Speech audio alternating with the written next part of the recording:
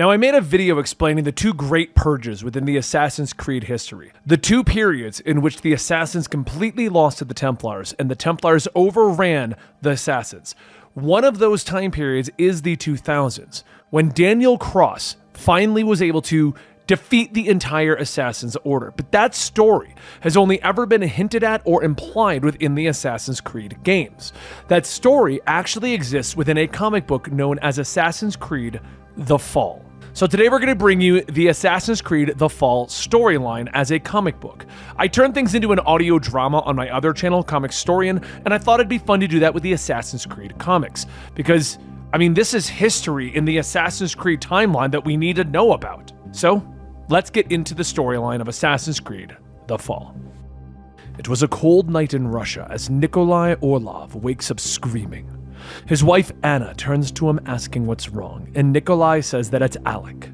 He called him from the gallows to save him, but he could not. Alec looked at him, disappointed, pointing a finger as the noose was tightened. It had been a year since he and his ghost still found him guilty for not saving him. Anna gets up telling him to just relax, and she'll get him some water. And Nikolai continues stating that he did not want this life, that it was his father who wanted to devote himself to the Order of Assassins, not him.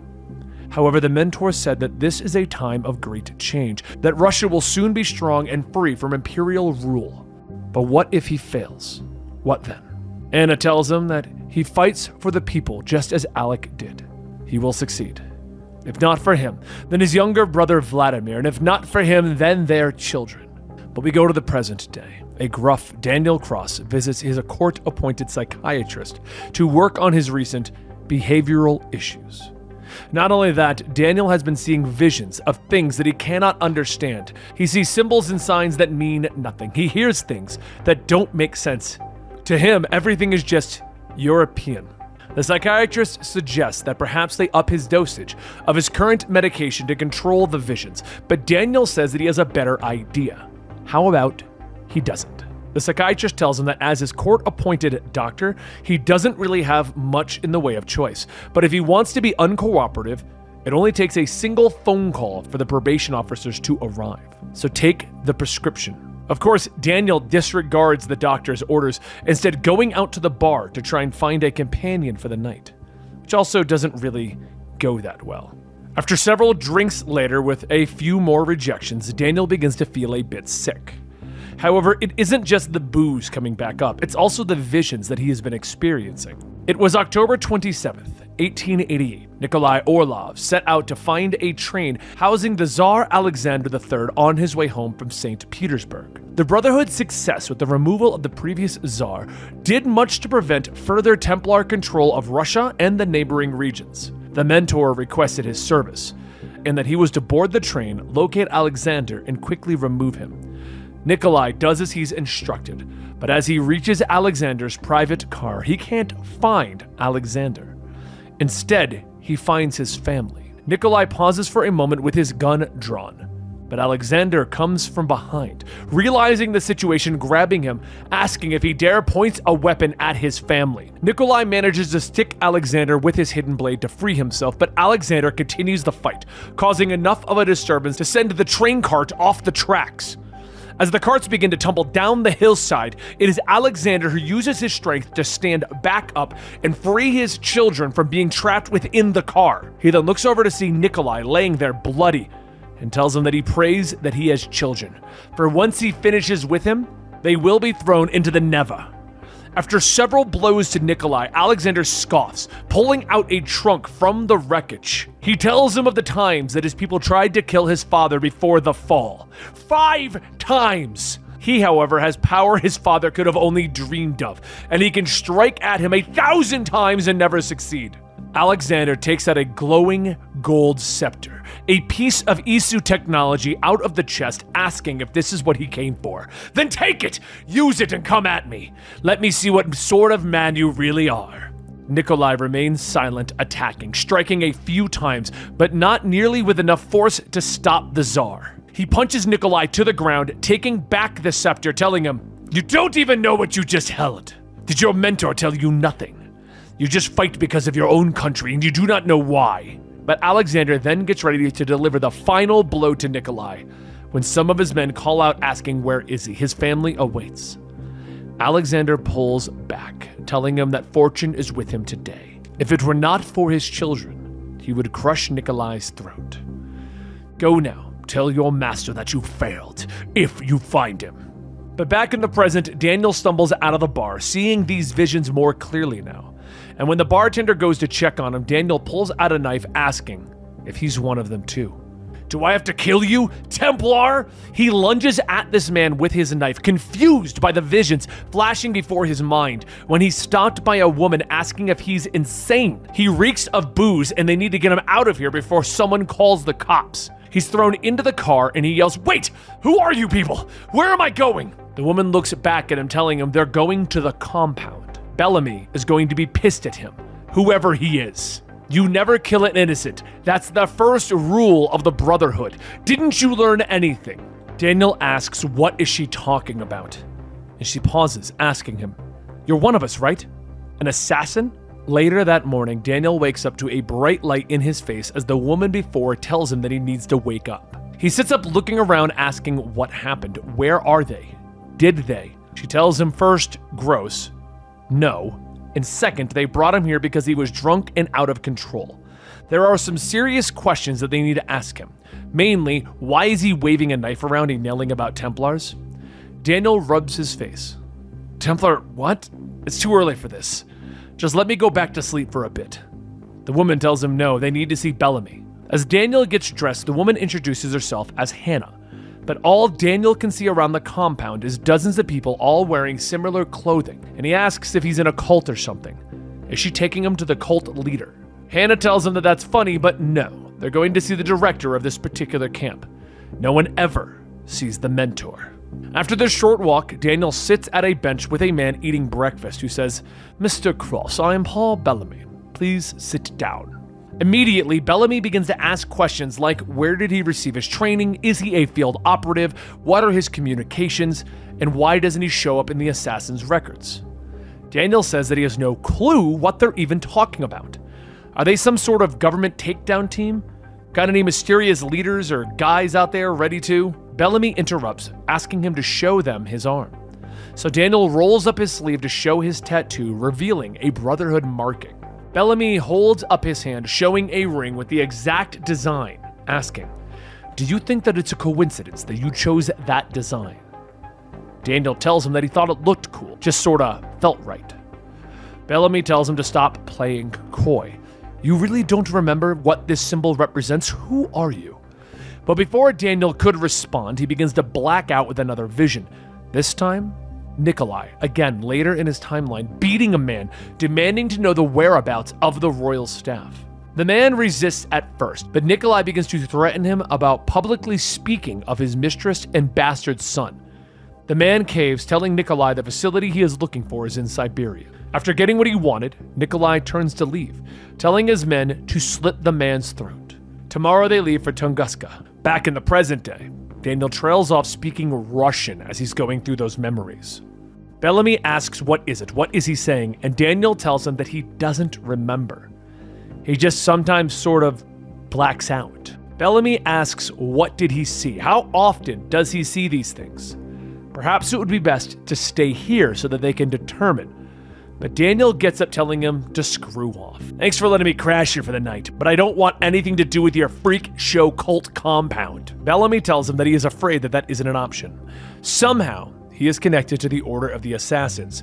Whether it's memory loss that he's suffering or something else, they need to look at him. So as Daniel begins to leave, two men try to grab him, and he attacks them using a fighting style that he had never seen before. After putting down the second man, Bellamy grabs him, holding his hidden blade to Daniel's throat, telling him, "That is enough. Another move and you will die. Are we clear?" Later that night, Hannah stops by Daniel's room to bring him some food when she finds him destroying everything in sight.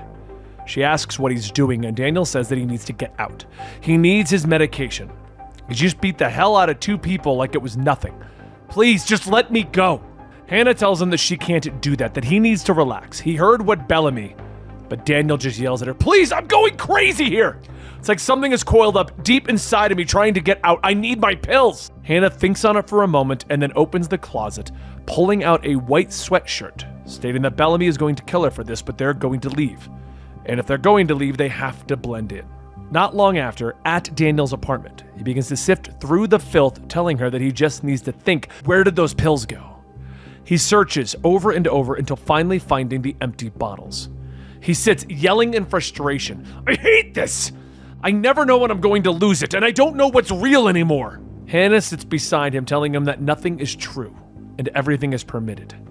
Look, we can get you some help, but there's something locked away in your head that obviously wants to get out. Maybe you shouldn't fight it. Daniel gets up, telling her that usually all he sees is a blur.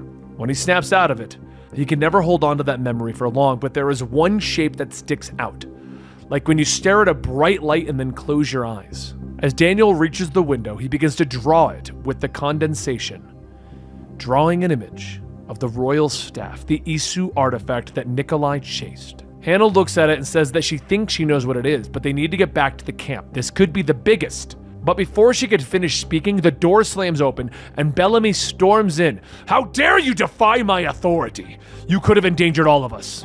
Hannah tries to explain the medication, but Bellamy focuses on Daniel, telling him that he just got off the phone with Bill Miles. According to what's left of his records, a small team was sent to Tunguska in 1908 to find that staff, and there was only one survivor, and they somehow managed to escape the order. That survivor probably left Russia. Bellamy then kneels beside Daniel. You have to come with us. It's not safe.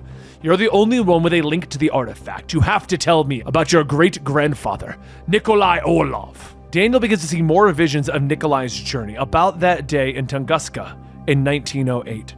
He sees Nikolai about to attack the Great Machine, but lashes out, punching Bellamy, crawling out the window.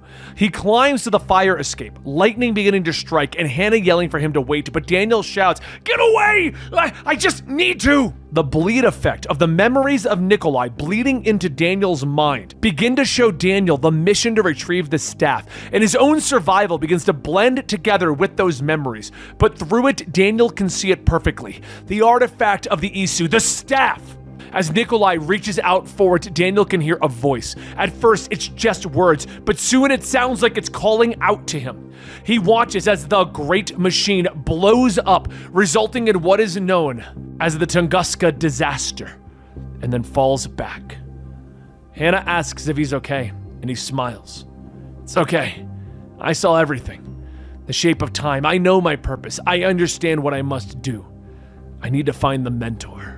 Back in 1908, at the center of the explosion, Nikolai lays there broken. Destroyed. It is destroyed. I failed to get the artifact.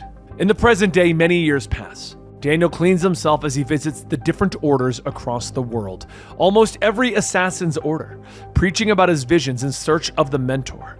He speaks about how he had seen how humanity had begun, and he had seen its potential, and only he can unlock it. And that is why he will continue his journey of meeting with all of the factions of the Order and ask for their support and guidance. Once the night finally came, Daniel returned to his hotel after speaking, and gets ready for bed when he hears a creak coming out of the window. Quickly, he rushes out, kicking the man intruding, and then realizes that there's a second man with him. He fights back between the two of them and nearly wins, but being so inexperienced, one of the men are able to stick him with a needle, and everything fades to black. Soon, Daniel can see through Nikolai's eyes once more, but much later in his future. Though Russia at this time was in the middle of its revolution, and they were removing the Tsar, there was still a matter of his son, Nicholas II. After putting his children to bed, Nicholas shut the door, and he turned to find that all of the guards in the building had been killed.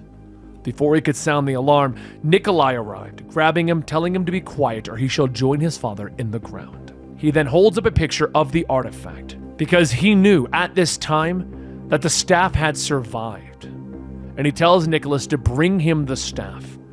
But before Daniel could see more of that vision, he wakes up and finds himself in a room asking where is he. And an older man tells him to buy. Please forgive me for bringing you in the way that I did, but please, come closer, Daniel. Daniel gets up, telling him that he knows that voice. It's him. He really does exist. And the mentor asks, Are you surprised? You wouldn't have chased a rumor this long, would you? He puts his hand on Daniel's shoulder, telling him that he's sorry about the men that abducted him. One could never be too careful in his position. But now that he's awake, they have much to discuss, including his visions. Daniel asks the mentor if he also has these visions. Is that why he is called the mentor? The mentor tells him that he actually doesn't get visions. Whatever drove him to see him is something within him alone, but he is eager to find out more. Daniel then bleeds back into Nikolai's eyes, going back to the early 1900s. He watches as Nicholas presents Nikolai with the staff.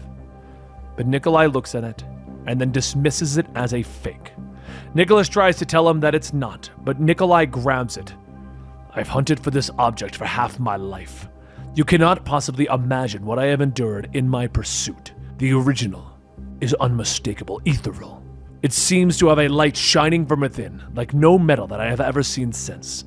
Nikolai snaps the staff in half, telling him, I know I stick when I see one. Nicholas begs for Nikolai not to kill him, but Nikolai tosses the pieces.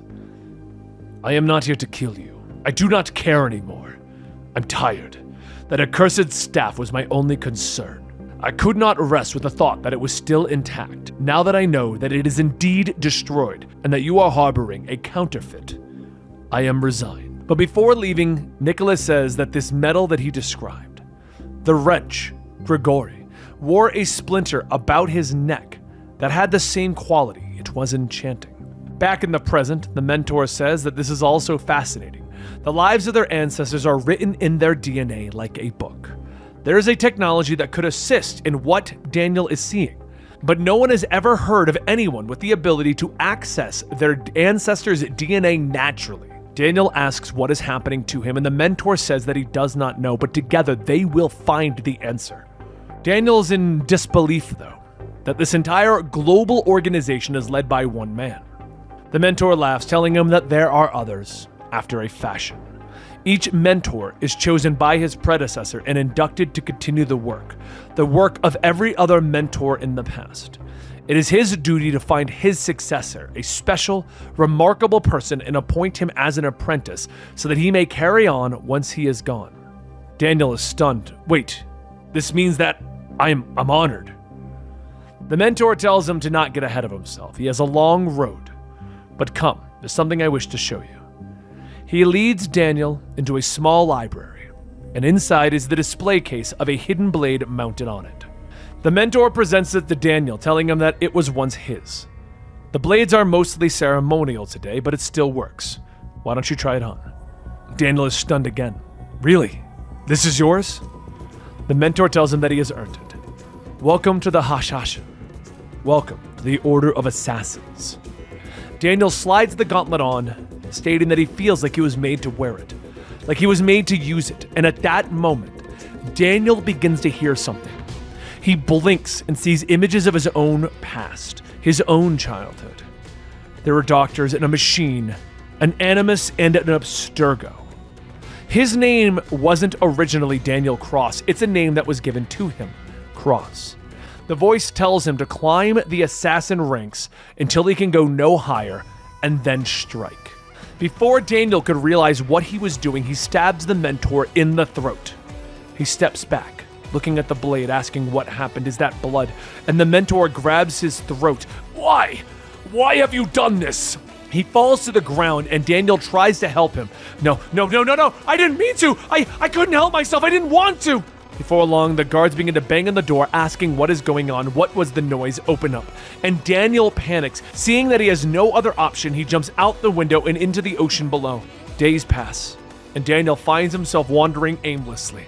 He has been to all of the Brotherhood camps around the world. He knows where all of the assassins are hiding. But soon, Daniel finds his home at Abstergo. He couldn't believe what he had done, and he willingly offered himself up to be placed back into the Animus, so that he could live his life with his family as Nikolai. And that is Assassin's Creed The Fall. Now, we do discover a little bit more about what happened in the follow-up volume, which I will be bringing to you guys. It's called Assassin's Creed The Chain. But basically, Daniel Cross, as a child, was an experiment For Warren Vidic, the character that's in Brotherhood, the character that's in the Assassin's Creed 1, 2, and 3, he's the guy that was messing with Desmond. He's also the guy in our other comic book, Bloodstone, that was being inducted and being able to make the Animus. They used the Animus to basically implant the memories of Nikolai into Daniel Cross as a small child. They turned him into a sleeper agent, so when he got to the Assassin's Order, he would awaken, killing their mentor, and then bring back all the information of the Assassin's locations.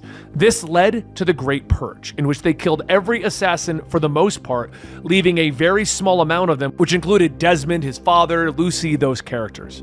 I hope you guys enjoyed, and don't forget I'm trying to bring you an Assassin's Creed video on an every other week basis while we rotate in other gaming lore. Thank you so much for your attention, and I'll see you next time right here.